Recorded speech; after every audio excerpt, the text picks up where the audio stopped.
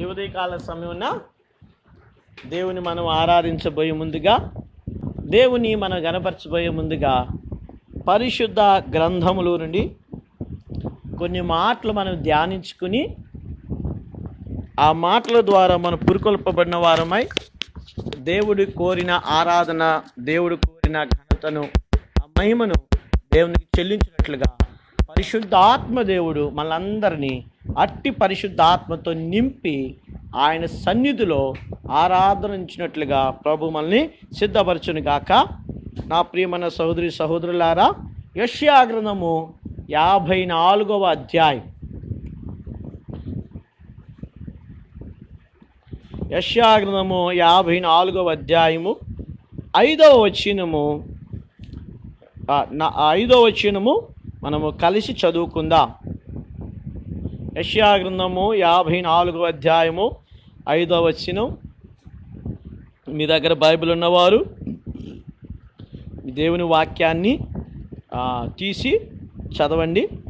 5వ వచనం కలిసి చద్దాం. నిన్ను సృష్టించిన వాడు నీకు భర్త అయి ఉన్నాడు, సైన్యములకు అధిపతికి యెహోవా అని ఆయనకు పేరు.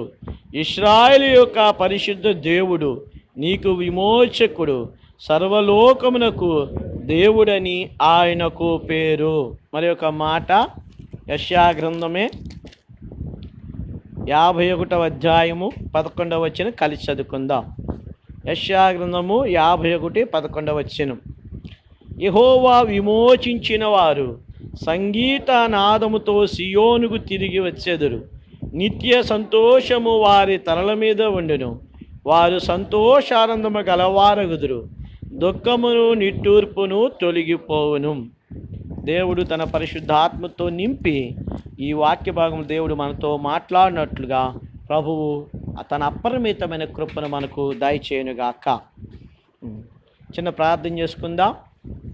ప్రియమైన తండ్రి, జీవమగల మా రక్షకుడైన యేసుక్రీస్తు ప్రభువారి నామమును బట్టి వందనాలు. సర్వకృపలకు ధాతువైనటువంటి దేవుడివి, ఈ సమయమున దేవా చాలా నెలల తర్వాత, రోజుల తర్వాత సమాజముగా మేము కూడి మిమ్మల్ని ఆరాధించటానికి మమ్మల్ని సమకూర్చినందుకై వందనాలు. తీసుకొచ్చిన మీ ప్రజలను బట్టి మీకు వందనాలు. రావాల్సిన మీ ప్రజలు కూడా క్షేమంగా తీసుకురండి దేవా. మీ ప్రజల మధ్య నిలబడి నేను సంపూర్తిగా ఖాళీ చేసుకొనిచు నన్ను మీకు అప్పగించుకొనిచున్నాను, సమర్పించుకొనిచున్నాను. మీ పరిశుద్ధ ఆత్మతో నింపండి. మీ నోట ఉన్న మాట నోట ఉంచండి. మీ అరచేతుల్లో కప్పని మా అందరితో మీరు మాట్లాడండి. ఆరాధించే ఆత్మను మా మీద కుమ్మరించండి. ఈ లైవ్ ప్రోగ్రాం వీక్షిస్తున్న వారితో కూడా మీరు మాట్లాడమని ప్రార్థిస్తూ యేసుక్రీస్తు ప్రభు వారి శక్తిగల నామమును బట్టి వందనాలు చెల్లించి ప్రార్థిస్తున్నాము తండ్రి, ఆమేన్.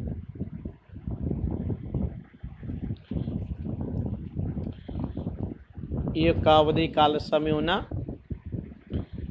దేవుని ప్రజలముగా దేవుని సన్నిధిలో దేవుని ఆరాధించటానికి, దేవుని గణపరచటానికి మనం ఈ స్థలంలోనికి తీసుకురాబడ్డాం. నేను యెషయా గ్రంథము 54వ అధ్యాయము 5వ వచనము, ఇది దేవుడు నిన్నటి దినాన నాకు జ్ఞాపకం చేశాడు. ఎందుకు ఇక్కడ జ్ఞాపకం చేయబడిందంటే, అదొక దేశము, ఆ దేశం పేరు తెలియదు కానీ ఒక భార్య కరోనా వ్యాధితో హాస్పిటల్లో చేరింది. కరోనా వైరస్తో హాస్పిటల్లో చేరింది. ఆ చేరినప్పుడు ఆమె చుట్టూ ఒక క్లాత్ కట్టారు. ఆ క్లాత్ కట్టిన తర్వాత ఆ క్లాత్లో ఇప్పుడు ఆ వైరస్ బయట వాళ్ళకి అంటకుండా ఉంచారు. ఆ ముక్కికి వెంటిలేటర్స్ అమర్చారు, సెలైన్లు అమర్చారు, అన్నీ అమర్చారు. చాలా దూరంగా ఉన్నారు. అయితే ఆమె యొక్క భర్త ఆ క్లాత్ను తొలగించుకుని మాస్క్ కట్టుకోలేదు, ఏమీ కట్టుకోలేదు. ఆ భర్త వచ్చి ఆమెను కౌగిలించుకున్నాడు, ఆమెను హృదయాన్ని హత్తుకున్నాడు. తెలుసు తన భార్య చనిపోద్దని తెలుసు, తన భార్య ఆయనకి దక్కదని తెలుసు. ఆయన భార్య దగ్గరికి వెళితే ఏమవుద్ది, ఆ వ్యాధి వస్తుందని తెలుసు. కానీ అక్కడ ఒక మాట రాశాడు, నాకు ఎంతో సంతోషాన్ని ఇచ్చింది ఆ మాట. ప్రేమ గెలిచింది అన్నాడు. అప్పుడు నాకు అనిపించింది, నిజమే కదా. ఇప్పుడు మనం అందరం మాస్కులు కట్టుకొని వచ్చాం, ఒకరి నుంచి ఒకరు వ్యాప్తి చెందకుండా. కానీ తన భార్య చనిపోద్దని తెలిసి కూడా, ఆ జబ్బు ఆయనకు అంటుకుంటుందని తెలిసి కూడా, ఆయన ఆ భార్యని తీసుకుని ఒళ్ళో పెట్టుకుని ఆయన నుదుటి మీద ఆ ముద్దు పెట్టుకుని కౌగిలించుకున్నాడంటే నాకు అనిపించింది, నిజమే కదా. ఒక భార్యను పోగొట్టుకోవడానికి ఇష్టపడక అతను చనిపోవడానికి కూడా ఆ రోగాన్ని ఆ రోగము వాళ్ళిద్దరు ఏం చేయలేదు, వేరు చేయలేకపోయింది. ఇద్దరు వాళ్ళు ఎంతో నాకు ఆనందం కలిగింది.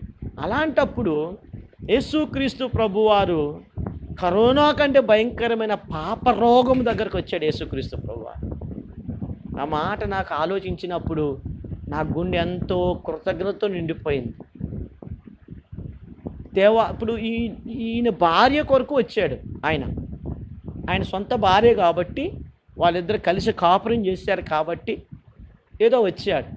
భార్య మంచితన అంటే భార్య ప్రేమ మర్చిపోలేక భర్త వచ్చి ఆమె దగ్గరికి వచ్చాడు. అయితే మన జీవితంలో మనం చూస్తే అప్పుడు నేను గమనించినప్పుడు, నిజమే కదా, ఆయనకి ఎంతో దూరస్తుడు నేను.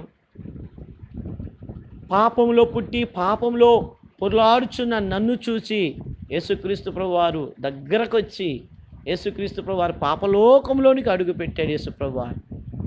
అప్పుడు ఈ మాట జ్ఞాపకం చేశాడు నాకు దేవుడు. ఇక్కడ దేవుడు 3 విధాలుగా కనబడతా ఉన్నాడు. ఒకటి సృష్టికర్త అయినటువంటి దేవుడుగాను, రెండవది భర్త అంటే ఏంటి, భరించేవాడు, భారము భరించేవాడు, మూడవదిగా విమోచకుడుగా కనబడతా ఉన్నాడు. చూడండి, ఇప్పుడు ఆ భార్య, నేను చెప్పినటువంటి ఆమె ఎంత హృదయం సంతోషిస్తూ ఉంటుంది. ఈ రోజుల్లో మనం అందరూ చెప్తున్నారు, అయ్యా సోషల్ డిస్టెన్స్ మెయింటైన్ చేయండి అంటారు. అది మంచిదే, కానీ తన సొంత భార్యను పోగొట్టుకోవడానికి ఆయన ఇష్టపడక, అంటే ఇంకా కొన్ని రోజుల్లో కొన్ని గంటలు ఆమె ఏమైపోద్ది, చనిపోద్ది. కాబట్టి వెంటిలేటరు ఆమె ముక్కు మీద ఉంది, సెలైన్లు ఉన్నాయి, చుట్టూరు డాక్టర్స్ ఉన్నారు, ఎంత విశాలముగా ఆ బెడ్ చుట్టూ కవర్ వేసి ఉన్నారు, లోపల వాళ్ళు బయటకు రాకుండా లోపల ఉన్నటువంటి వైరస్లు బయటికి వ్యాప్తి చెందకుండా వేసి ఉన్నారు. కానీ ఆ భర్త మాస్క్ కొట్టుకోలేదు. ఆ భర్త సామాన్యంగా వచ్చి ఆ తెర తీసి వచ్చి ఆమెను కౌగిలించుకొని ఓదార్చాడు. అక్కడ మాట రాసిందంటే ప్రేమ గెలిచింది అని రాశాడు. ఈ మాట నా హృదయం ఎంతో గెలిచింది. కాబట్టి ఆయన తన సొంత భార్య కాబట్టే ఆయన రాగలిగాడు. మరి యేసుక్రీస్తు ప్రభు వారికి మనం ఎవరము, దూరస్తులం, దేవుడు లేని జనాంగానికి చెందినటువంటి వారం. కాబట్టి ఇది కల్వరి ప్రేమ, సిలువలో కార్చినటువంటి కల్వరి ప్రేమ. ఈ ప్రేమ ఎలాంటి ప్రేమ, ప్రతిఫలాన్ని అపేక్షించని ప్రేమ. అందుకే ఇర్మీయా గ్రంథము 31వ అధ్యాయంలో ఆయన అంటాడు, శాశ్వతమైన ప్రేమతో నేను నిన్ను ప్రేమించాను అన్నాడు. నిజంగా చూడండి, మాట గమనిస్తే ఇక్కడ శాశ్వతమైన ప్రేమ అంట. అది జబ్బు వచ్చినా ప్రేమిస్తాడు, జబ్బు రాకపోయినా ప్రేమిస్తాడు. తరువాత ఆయన మంచిగా ఉన్నా ప్రేమిస్తాడు, మంచిగా లేకపోయినా ప్రేమిస్తాడు. కాబట్టి ప్రియమైన నా సహోదరులారా, యేసుక్రీస్తు ప్రభువారి దినాన శాశ్వతమైన ప్రేమతో ప్రేమించాడు. శాశ్వతమైన ప్రేమతో మనల్ని ప్రేమించాడు. కాబట్టి ఆ ప్రేమ అగాపే ప్రేమ, అనగా ప్రతిఫలాన్ని అపేక్షించని ప్రేమ. ఏ ప్రేమ అనేది? ప్రతిఫలాన్ని అపేక్షించని ప్రేమ. కాబట్టి ఈ ప్రేమ గురించి రాస్తూ యేసుక్రీస్తు ప్రభువారు ఇక్కడ తన దేవుడు 3 విధాలుగా కనబడుతున్నాడు. 3 విధాలు. ఒకటి ఏంటంటే ఆయన సృష్టికర్త అయిన దేవుడు. రెండవది ఆయన ఎవరంట? భర్త. అంటే శారీరకమైన భర్త కాదండి. భర్త అంటే అర్థం ఏంటంటే భారము భరించేవాడు. భర్త అంటే ఎవరు? చూడండి, అప్పటి వరకు ఒక ఆడపిల్లని, ఇప్పుడు మా రాజకుమారి ఉందనుకో, ఈ రాజకుమారిని ఇప్పటి వరకు వాళ్ళ అమ్మ పెంచింది. రేపొద్దున భవిష్యత్తు వివాహం అయినప్పుడు ఎవరు చూడాలి? భర్తే అన్ని భారం భరించాలి. కాబట్టి నేను 3 విషయాలు, దేవుని విషయం నేను 3 చూపిస్తా. మొదటిది ఇక్కడ రాయబడింది, నాకు ఈ మాట జ్ఞాపకం చేస్తా. ఇంకొక ఉదాహరణ నేను చెప్తా. ఇవన్నీ నచ్చి ఈ 2 ఆలోచించినప్పుడు నా హృదయము దేవుని మీద కృతజ్ఞత ఎంతో నిండిపోయింది. ఒక భర్త భార్య ఒక ఊరిలో వారు ఉన్నారు. భార్య ఎంతో సౌందర్యవంతురాలు, భార్య ఎంతో అందగత్తే, భర్త కూడా అందగాడే. వారిద్దరు చక్కగా మంచిగా కాపురం చేసుకునే సమయంలో వారి మధ్య ఎలాంటి కలవరాలు లేవు. వారెంతో ఆనందమైన జీవితం వారు గడుపుతూ ఉన్నారు. అలాంటి సమయంలో భార్యకు ఒక తెలియని చర్మ రోగం వచ్చింది. చర్మ రోగం. ఈ చర్మ సంబంధమైన రోగం ఏం చేస్తుంది, దినదినము ఆ యొక్క అందాన్ని ఏం చేస్తుంది, చెడగొడతా ఉంది. కాబట్టి భర్తకు తెలియకుండా ప్రేమ మారుద్దేమో అనుకుని భర్తకు తెలియకుండా దాన్ని కవర్ చేసుకుంటా వస్తుంది ఒక 4-5 రోజులు. ఒక దినమున ఏం జరిగిందంటే, భర్త వేరొక ఊరు వెళుతూ ఉన్నప్పుడు యాక్సిడెంట్ అయింది. ఆ యాక్సిడెంట్ అయినప్పుడు ఆ భర్త 2 కళ్ళు పోయాయి. ఈ కళ్ళు పోగానే ఈమె అనుకుంది, అమ్మయ్య నా భర్తకు కనపడదు, నా మీద ఇంకా అసహ్యం పెంచుకోవడం చెప్పి వారిద్దరు ఇంకా ప్రేమగా ఉన్నారు. భర్తకు భార్య చేదోడు వాదోడుగా బయటకు తీసుకెళ్ళడం, లోపల తీసుకురావడం, అన్నం తినిపించటం, ఇవన్నీ చేస్తూ ఉంది. ఈ భార్యలు ఇద్దరు బాగున్నారు. ఒక దినాన్న భార్య మేడ మెట్ల నుంచి దిగుతూ జారి పడిపోయి గోడకు తగిలి భార్య చనిపోయింది. భార్య దాన సంస్కారాలన్నీ అయిపోయిన తర్వాత ఇప్పుడు స్టిక్ పట్టుకుని ఆయన నల్ల కళ్ళద్దాలు పెట్టుకుని కూర్చొని ఉన్నాడు. కూర్చున్నప్పుడు ఒక ఆయన అన్నాడు, ఇప్పుడు వరకు నీ భార్య ఉంది కాబట్టి నిన్ను కాపాడింది, అన్నీ నీకు సదుపాయాలు చేసింది, నేను నడిపించింది. మరి ఇప్పుడు నీ భార్య పోయింది, ఇంకా నువ్వు ఒంటరి వాడివైపోయావు, నీకు దిక్కెవరు లేరు, నిన్ను ఎవరు నడిపిస్తారు, ఎవరు నిన్ను ఈ విధంగా నిన్ను బయటకు తీసుకుని వెళ్తారు అన్నప్పుడు ఆ భర్త కళ్ళద్దాలు తీసి, అయ్యా నా కళ్ళు పోలేదు, పోయినట్టుగా నేను యాక్షన్ చేశాను అని. ఎందుకు యాక్షన్ చేశావంటే, నా భార్య ఏమనుకుంది, నా భార్య నా అందాన్ని చూసి ఆయనను ప్రేమించాడు అనుకుంది. ఇప్పుడు అందం పోతే నా భర్త ప్రేమించడం అనుకుంది. అందుకని లోపల పైన జబ్బు ఒకటి, లోపల ఎంతో ఏమవుద్ది, దిగులుతో ఉంటుంది. ఇది పోగొట్టడానికి నా కన్నులు పోయినట్టుగా నేను యాక్టింగ్ చేశాను, నా భార్య నేను సంతోషపరిచాను, నేను ఎవరిని కాదు, గురుడివాణ్ణి కాదు అని చెప్పి. ఇక్కడ చూడండి జాగ్రత్తగా ఈ మాట మనం గమనిస్తే, దేవుని పిల్లలమైనటువంటి మనము యేసుక్రీస్తు ప్రభువారు చేసిన త్యాగము, యేసుక్రీస్తు ప్రభువారు చేసినటువంటి బలియాగము, యేసుక్రీస్తు ప్రభువారు చేసినటువంటి ప్రేమ మన గుండెల్లో నిండినప్పుడు ఆయన పట్ల ఎంతో కృతజ్ఞత మనం కలిగి ఉంటాం. అందుకని ఇక్కడ యెషయా గ్రంథము 54వ అధ్యాయంలో చెప్తున్నాడు, నిన్ను సృష్టించిన వాడు నీకు భర్తయ్య ఉన్నాడు. ఆయన 3 విధాలుగా మనలో కనపడతాడు. ఒకటి ఏంటి, సృష్టికర్త అయినటువంటి దేవుడు. రెండవది ఆయన భర్త అంటే భారము భరించేవాడు. మూడవది విమోచకుడు. ఇవి క్లుప్తముగా 3 విషయాలు మనం చూద్దాం రండి. కీర్తనల గ్రంథము 100వ అధ్యాయము, కీర్తనల గ్రంథము 100వ అధ్యాయము. ఇక్కడ కీర్తనకారుడు అంటాడు 3వ వచనం, యెహోవాయే దేవుడని తెలుసుకొనుడి, ఆయనే మనల్ని పుట్టించెను, మనము ఆయన వారము, మనము ఆయన ప్రజలము, ఆయన మేపు గొర్రెలము.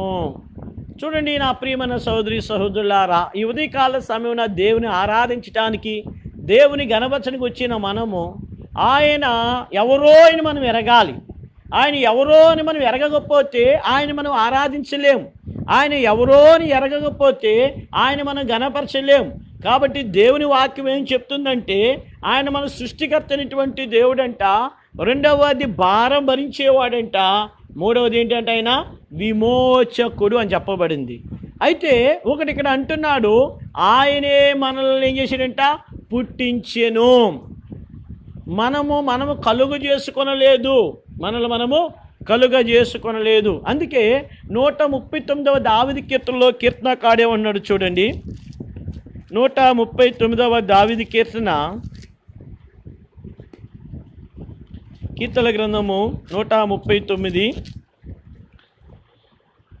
చూడండి ఇక్కడ 15వ వచనం, నేను రహస్యమందు పుట్టిన నాడు, భూమి యొక్క అగాధ స్థలములో విచిత్రముగా నిర్మింపబడిన నాడు, నాకు కలిగిన ఎముకలు నీకు మరుగైండలేదు. నేను పిండమునై ఉండగా నీ కనులు నన్ను చూచెను, నియమింపబడిన దినములలో ఒకటైనా కాక మునిపే నా దినములన్నీ నీ గ్రంథంలో లిఖితములాయను. ఈ మాట మీరు గమనించండి. అందుకనే అన్నాడు అక్కడ, నిన్ను సృష్టించిన వాడు నీకు భర్త అయి ఉన్నాడు, ఆయన విమోచకుడు అన్నాడు. కాబట్టి 100వ కీర్తనలో మనం చూసినప్పుడు అక్కడ ఏమన్నాడంటే ఆయనే మనలను పుట్టించెను, మనం ఎవరమంట, ఆయన వారము. అందుకే ఇక్కడ చూడండి, మన బోర్డు రాసాం, ఏం రాయబడింది ఇక్కడ, రండి నమస్కారం చేసి సాగిలి పడదాము. ఎందుకు నమస్కారం చేసి సాగిలి పడదంట? ఏం రాయబడింది అక్కడ? గట్టిగా చెప్పాలి. మనల్ని సృజించిన యెహోవా సన్నిధిని ఏం చేద్దాం, మోకరించుదము. ఎవరు పుట్టించారంటే మనల్ని? మన అమ్మ నాన్న కాదు. కాబట్టి దావీదు ఇక్కడ మంచి అనుభవం కలిగి ఉన్నాడు. ఆయన అంటున్నాడు, నేను పిండమునై ఉండగా నీ కనులు నన్ను చూచాయి, నా ఎముకలన్నీ ఏం చేయలేదు, నీకు మరుగై ఉండలేదు. నేను పుట్టక మునిపే నా దినాలన్నీ ఏమైపోయాయి, నీ గ్రంథములు ఏమైపోయాయి, లిఖితమైపోయాయి. కాబట్టి అందుకనే పరిశుద్ధ గ్రంథం ఏం చెప్తుందంటే ఆయన మనల్ని సృష్టించాడంట. అందుకే ఇర్మియా గ్రంథం 1వ అధ్యాయంలో కూడా 5వ వచనం అంటాడు, ఇర్మియా అన్నాడు, అయ్యా నేను బాలుడును, నేను ఇలాగ దేవుని పరిచర్య నేను చేయలేను, దేవుని సేవ నేను చేయలేనయ్యా అని అంటున్నప్పుడు ఇర్మియాతో చెప్తున్నాడు, ఓ ఇర్మియా, నువ్వు బాలుడనవద్దు, నువ్వు భయపడవద్దు, నీవు పిండమునై ఉండగానే నీ తల్లి గర్భమందే నిన్ను జనములకు ప్రవక్త ఏం చేసే నిన్ను ప్రతిష్ఠించా. చూసిరా, ఆయన తండ్రి అయినటువంటి హిల్కియా ఉన్నాడు, యాజకుడు హిల్కియా. ఈ హిల్కియాకు తెలీదు మగబిడ్డో ఆడబిడ్డో తెలీదు, కాబట్టి అది ప్రాణంతో వస్తాడో బయటకు వస్తాడో తెలీదు. అయినను సరే ఇక్కడ దావీదు అన్నాడు, నేను పిండమునై ఉండగా నీ కనులు నన్ను చూచాయి అన్నాడు. ఇర్మియాతో చెప్తున్నాడు, ఓ ఇర్మియా, నువ్వు ఇప్పుడు అనుకున్నావేమో, ఇప్పుడు నువ్వు నన్ను ఎరిగాను అనుకున్నావేమో, నేను ఎప్పుడు ఎరిగితే నిన్ను, నీ తల్లి గర్భములో నువ్వు పిండముగా అనగా మగ ఆడ అని తెలియబడక మునిపే నేను జనములకు ప్రవక్త ఏం చేశాను, నేను నియమించి తిని. కాబట్టి దేవుని వాక్యం ఆధారం చేసుకుని మన జీవితాలు పరీక్షించుకున్నప్పుడు నా ప్రియమైన సహోదరి సహోదరులారా, ఆయన మనం సృష్టించిన వాడు, ఆ సృజించిన వాని సన్నిధి మనం ఏం చేయాలంట, మోకరించాలి.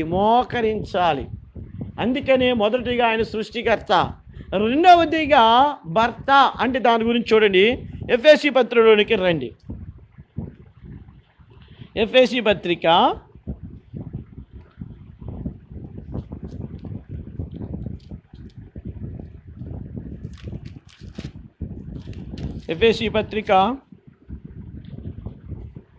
5వ అధ్యాయము 22-23 వచనం చూడండి. స్త్రీలారా ప్రభువునకు వలె మీ సొంత పురుషులకు లోబడి ఉండుడి.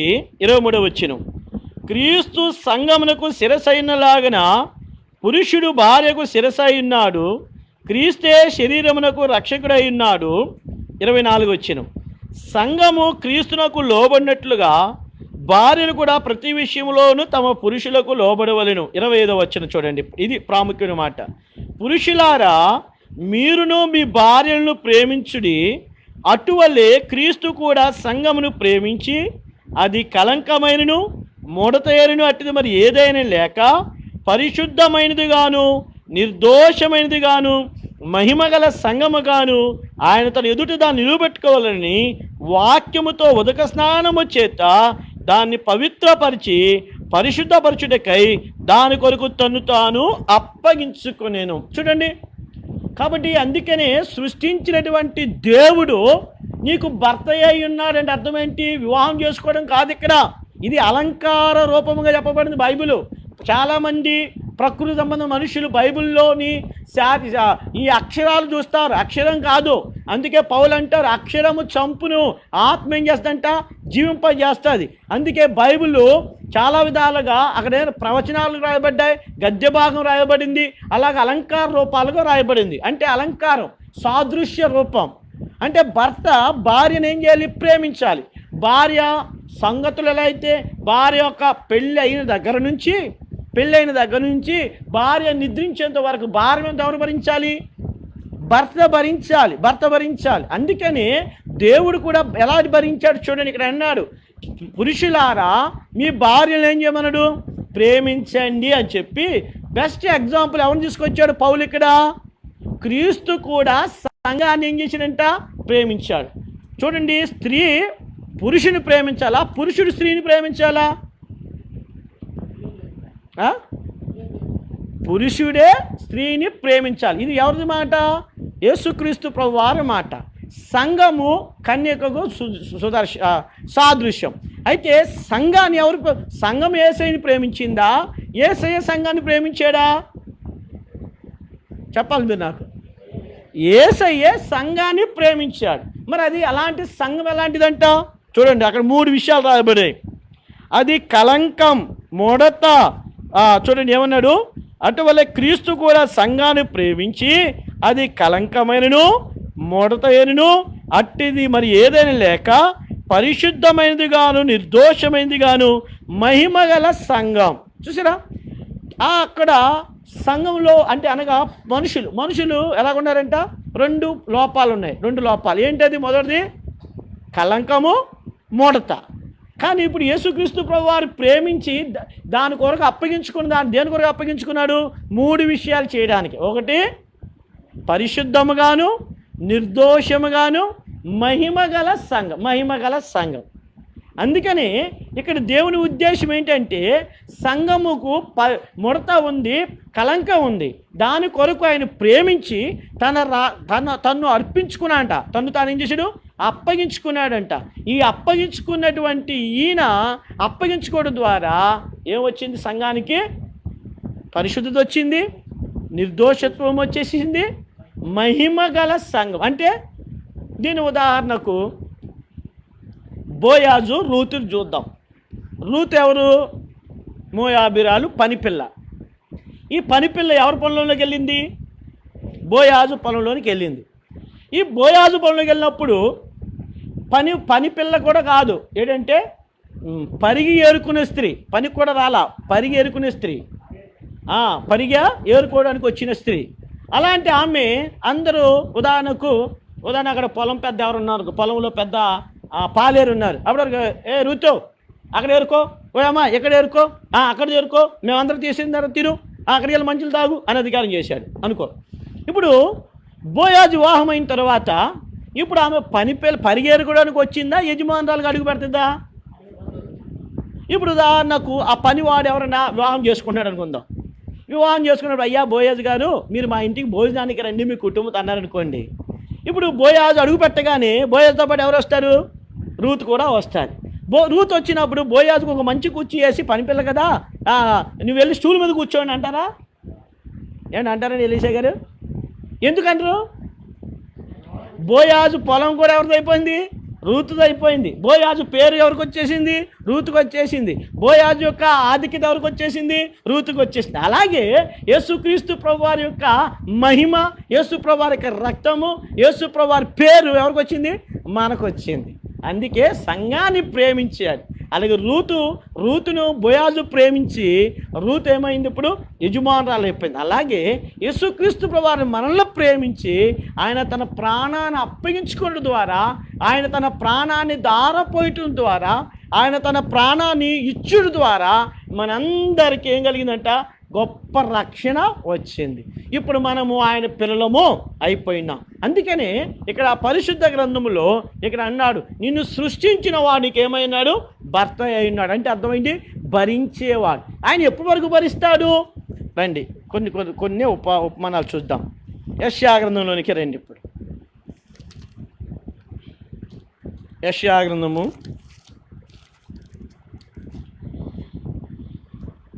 46వ అధ్యాయము 3వ వచనం చూడండి. యాకోబు ఇంటి వారులారా, ఇశ్రాయేలు ఇంటి వారిలో శేషించిన వారులారా, గర్భమును పుట్టిన మొదలుకొని నా చేత భరింపబడిన వారులారా, తల్లి ఒళ్ళో కూర్చు మొదలుకొని చంకబెట్టుకునే వాళ్ళారా, నా మాట ఆలకించుడి. ముదిమి వచ్చు వరకు ఎత్తుకునేవాడు నేనే, తల వెంట్రుకలు నెరిగి వారికి ఎత్తుకునేవాడు నేనే చేస్తున్నాను, చంకబెట్టుకునేవాడు నేనే, నిన్ను ఎత్తుకొనుచు రక్షించువాడను నేనే. భరించేవాడండి. ఎప్పటివరకు ఎక్కడి నుంచి భరిస్తున్నాడు? ఎక్కడి వరకు భరించాడండి ఈయన?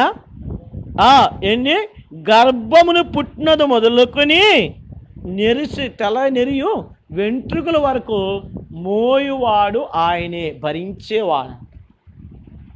చూసారండి ఈ మాట. కాబట్టి సృష్టించడమే కాదు, అంటే కనడమే కాదు, ఇప్పుడు ఆ కన్నవారిని ఎప్పటి వరకు అంటే మోయడం. ఇప్పుడు మా అమ్మ బ్రతుకుంది అనుకుందాం, చిన్నప్పుడు మా అమ్మ ఎత్తుకునేది. ఇప్పుడు మా అమ్మ బతుకుంటే నన్ను ఎత్తుకోమంటే ఎత్తుకుంటుందా? భరిస్తారా? ఎత్తుకోమంటారా? ఎవరు ఎత్తుకోగలరా? ఎత్తుకోలేరు. కానీ దేవుని వాక్యం చెప్తుంది, ముదిమి వచ్చు వరకు ఎత్తుకునేవాడును నేనే. అందుకే యెషయా గ్రంథం అంటాడు, చూడుము నువ్వు ఎక్కడున్నావు, నా అరచేతుల మీద నిన్ను చెక్కి ఉన్నాను అన్నాడు దేవుడు. అరచేతుల్లో చెక్కాడంట. చూడండి, పసిపిల్లల్ని ఏం చేస్తారండి? కొంత పెద్దని పిల్లల్ని ఏం చేస్తారు? శంకలు ఎత్తుకుంటారు. పసిపిల్లల్ని ఏం చేస్తారు? అరచేతులు ఎంతో జాగ్రత్తగా పట్టుకుంటారు. కాబట్టి అందుకే దావీదు కీర్తనలు 23 అధ్యాయాలు అంటాడు, యెహోవా నా కాపరి, నాకు లేమి కలుగుదు, పచ్చిగల చోట్ల నన్ను ఏం చేస్తాడు? పరుండే చేయిస్తున్నాడు, శాంతికరం జలములతో నడిపించున్నాడు, నా ప్రాణమునకు ఆయన ఏం చేస్తున్నాడు? సేద తీర్చున్నాడు. గాఢాంధకారపు లోయలో సంచరించినను ఏ అపాయమునకు నేనేం చేయను? భయపడను. నీవు నాకు తోడయిందువు, నీ దుడ్డుకర్ర నీ దండం నన్ను ఆదరించును. కాబట్టి దేవుని పిల్లమైన మనం ఎక్కడున్నాం? ఆయన అరచేతుల్లో ఉన్నాం, భరించటం. చూడండి, సృష్టించిన దేవుడు మన భారం భరించే దేవుడుగా ఉన్నారు. అయితే మూడవదిగా ఎలా ఉన్నాడంటే ఆయన విమోచకుడు. కాబట్టి విమోచనం. కాబట్టి మన అందరికీ తెలుసు, రోమాపత్రిక 5వ అధ్యాయంలో పౌలు అంటాడు, ఒక మనుషుని ద్వారా, అనగా ఆదాము ద్వారా లోకంలోనికి ఏమొచ్చేసిందంట? పాపం వచ్చేసింది. పాపం ఏం తీసుకుని వచ్చింది? వస్తూ మరణాన్ని తీసుకుని వచ్చింది. అనగా పాపము అందరిని ఏం చేసింది? బంధించి వేసింది. పాపం అందరినీ మూసివేసింది. అందుకని యేసుక్రీస్తు ప్రభువారు కూడా యోహాను సువార్త 8వ అధ్యాయం అంటాడు, పాపము చేయు ప్రతివాడు పాపమునకు ఎవరంట? దాసుడు. చూడండి, ఏదేను తోటలో ఆదాము ఏలుబడి చేయాల్సినటువంటి వాడు. దేవుని ఉద్దేశం ఏంటి? పరలోకంలో దేవుడు ఏలుబడి చేయుచున్నాడు, నా కుమారుడైనటువంటి ఆదాము కూడా ఏదేను తోటని ఏలండి అన్నాడు. కానీ ఆదాము ఏం చేశాడు? పాపం చేసిన కారణాన పాప దాసత్వంలోనికి వచ్చాడు. పాపం ఏం తీసుకుని వచ్చింది? ఆదాముకి మొట్టమొదటి ఏం తీసుకొచ్చింది? దిగంబరత్వం చేసేసింది అతన్ని. ఎప్పుడైతే దిగంబరత్వం వచ్చిందో సిగ్గు వచ్చేసింది. సిగ్గు ఎప్పుడు వచ్చిందో వారికి ఏమొచ్చేసిందంట? భయము వచ్చింది. ఆదాము సృష్టించబడినప్పుడు భయము లేనివాడిగా సృష్టించబడ్డాడు. ఆదాము సృష్టించబడినప్పుడు దేవుళ్లాగా సృష్టించబడ్డాడు. ఆదాము సృష్టించబడినప్పుడు ఆయన యేసుక్రీస్తు ప్రభువారు ఎలాగైతే ఉన్నాడో అలాగే సృష్టించబడ్డాడు ఆదాము. అలాంటి ఆదాము ఇప్పుడు పోగొట్టుకున్నాడు. కాబట్టి అందరూ పాపంలో ఏమైపోయాం? దాసులమైపోయాం. అయితే విమోచనము ఏంటంట? విమోచనం. మరి సృష్టించిన దేవుడు, భారం భరించిన దేవుడు, మూడోది ఏంటంట? విమోచించాడు. 3 విషయాలు చూపిస్తే నేను ముగిస్తారండి. 3 విమోచనాలు చూద్దాం. గలతీయులకు రాసిన పత్రిక, పౌలు అపోస్తలుడు గలతీయులకు రాసిన పత్రిక 1వ అధ్యాయము, గలతీయులకు రాసిన పత్రిక 1వ అధ్యాయము, ఇక్కడ చూడండి 4వ వచనం. మన తండ్రి 1వ అధ్యాయం 4వ వచనం, మన తండ్రి అయిన దేవుని చిత్త ప్రకారము క్రీస్తు మనలను ప్రస్తుతపు దుష్టకాలములో నుండి విమోచింపవలని మన పాపం నిమిత్తము తన్ను తాను అప్పగించుకున్నాడంట. చూడండి, అక్కడ పౌలు ఎఫెసీ రాసిన పత్రిక 5వ అధ్యాయంలో మనం చూసాం, సంఘమును ప్రేమించి అది ఎలా ఉండాలి? పరిశుద్ధమైందిగాను మహిమగలదిగా నిర్దోషంగా ఉండాలని దాని కొరకు తన్ను తాను ఏం చేశాడంట? అప్పగించుకున్నాడు. ఆయన అప్పగించుకున్న ద్వారా మనకేం కలిగింది? పరిశుద్ధత వచ్చింది, మనకు నిర్దోషవత్వం వచ్చింది, దేవుని మహిమ వచ్చింది. ఇక్కడ చూడండి, అప్పగించుకున్న ద్వారా ప్రస్తుతపు దుష్టకాలము నుండి మనల్ని ఏం చేశాడంటే యేసయ్య విమోచించాడు. మొదటి విమోచనం దేంట్లో నుంచి వచ్చింది? ఎందులోంచి విమోచించాడంట? ప్రస్తుతపు దుష్టకాలం అనగా లోకంలో నుండి యేసుక్రీస్తు ప్రభువారు మనల్ని ఏం చేశాడు?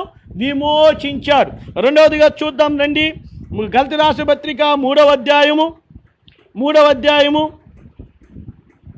చూడండి. ఇక్కడ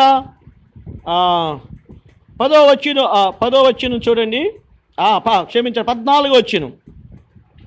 క్రీస్తు మన కోసము శాపమై మనలో ధర్మశాస్త్రం యొక్క శాపం నుండి విమోచించాను. రెండవది, ధర్మశాస్త్రము ఏం తీసుకొచ్చిందంట? శాపాన్ని తీసుకొని వచ్చింది. అంటే అర్థం ఏంటి? ధర్మశాస్త్రం ప్రకారము ఏ మనుషుడు దేవుని ఎదుట ఏం కాలేడంట? నీతిమంతుడు కాలేడు, పరిశుద్ధుడు కాలేడు, పవిత్రుడు కాలేడు. కాబట్టి ధర్మశాస్త్రం ఏం చెప్తుంది? నువ్వు పాపివని చెప్తుంది. ధర్మశాస్త్రం చెప్తుంది నువ్వు దేవునికి దూరస్తుడు అని చెప్తుంది. ధర్మశాస్త్రం చెప్తుంది నువ్వు సున్నత లేదని చెప్తుంది. ధర్మశాస్త్రం చెప్తుంది నీకు దేవుడు కాదని చెప్తుంది. ధర్మశాస్త్రం చెప్తుంది నువ్వు అన్య జనాంగానికి చెందినవాడని చెప్తుంది. ధర్మశాస్త్రం చెప్తుంది నువ్వు చేసిన పాపమునకు మరణమే నీకు గతి అని చెప్తుంది. అందుకే పౌలు అపోస్తలుడు రోమాపత్రిక 8వ అధ్యాయం 7వ అధ్యాయంలో మనం చూస్తే ధర్మశాస్త్రం దేని చేయజాలకపోయాను, దేవుడు దాన్ని చేశాడు. ధర్మశాస్త్రం ఏం చెప్తుందంటే నీ జబ్బుకు మరణం అని చెప్తుంది. ఇప్పుడు చూడండి, కరోనా వచ్చిన వాళ్ళందరూ మరణం అని చెప్తున్నారు. అంటే వచ్చే నష్టాన్ని చెప్తున్నారు, కానీ దానిలోంచి బయట తీసుకుని వచ్చే పద్ధతి ఎవరు కూడా చెప్పట్లా.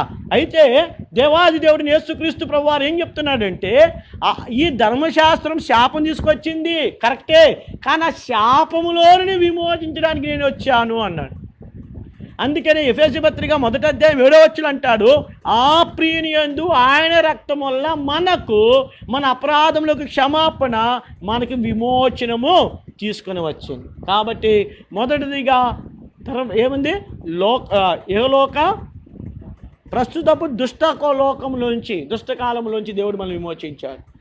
రెండవదిగా ధర్మశాస్త్ర సంబంధమైన శాపం నుంచి మనల్ని విమోచించాడు. మూడవదిగా చివరిగా ఇది చూసి మనం ఆరాధనలోనికి వెళ్దాం. కొలస్సీయులకు రాసిన పత్రిక 1వ అధ్యాయము 13వ వచనం చూడండి. 13-14 ఆయన మనలో అంధకార సంబంధమైన అధికారములోని విడుదల చేసి తాను ప్రేమించిన తన కుమారుని యొక్క రాజ్య నివాసులుగా చేసెను.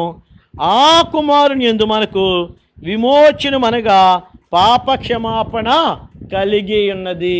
చూడండి నా ప్రియమైన సహోదరి సహోదరులారా, దేవుడు సృష్టికర్తే కాదు, భారం భరించేనే వాడే కాదు. మూడవది ఏంటైనా విమోచకుడు. కాబట్టి యేసు ప్రభువారి రక్తము ప్రస్తుతపు దుష్టకాలం నుంచి మనం విమోచించింది. ధర్మశాస్త్ర సంబంధమైన శాపం నుండి విమోచించింది. మూడవది అంధకార సంబంధ రాజ్యం నుండి విడుదల చేసి తాను ప్రేమించిన రాజ్యానికి, అనగా పరలోక రాజ్యానికి మనల్ని ఏం చేసిందంట? వారసులుగా చేసింది. కాబట్టి నా ప్రియమైన సహోదరి సహోదరులారా, దేవుడు మన పట్ల ఏమి చేశాడని మనకు గుర్తిరకపోతే ఆయన మనం ఏం చేయలేము? ఆరాధించలేము. అందుకని ఇక్కడ అన్నాడు, నిన్ను సృష్టించిన వాడికి భర్త ఉన్నాడు, ఆయనకి విమోచకుడు. కాబట్టి ప్రియమైన సహోదరి సమయమున ఇటువంటి తలంపులతో కొంత సమయము దేవుడు చేసిన మేలు బట్టి మనం ఆరాధించినట్లుగా ప్రభు అట్టి ఆరాధన ఆత్మతో మనల్ని నింపునుగాక.